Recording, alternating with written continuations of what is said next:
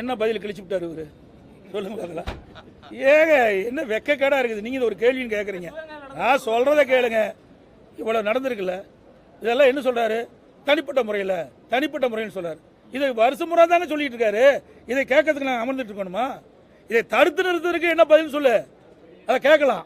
அதை விட்டுட்டு எப்பொழுது பார்த்தாலும் நாங்கள் குற்றவாளிகளை கைது செய்கிறோம். இது எல்லா ஆட்சியிலும் தான் செய்கிறாங்க. இதுக்கு என்ன போய் நீங்கள் முதலமைச்சராக இருக்க வேண்டியது?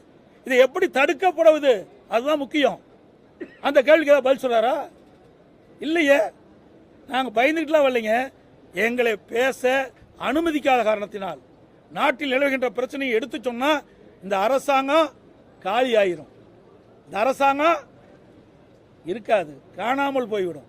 அதனால தான் பயந்துக்கிட்டு எங்களுடைய பேச்சை கேட்க முடியல, எங்களுடைய பேசுவதற்கு அனுமதி கொடுக்கல. அதனால தான் நாங்கள் வெளியே வந்த மொழிய இந்த அரசாங்கத்தை கண்டு பயப்படுகின்ற கட்சி அதிமுக கட்சி அல்ல என்பதை பலமுறை நாங்கள் நிரூபித்து காட்டியிருக்கிறோம்.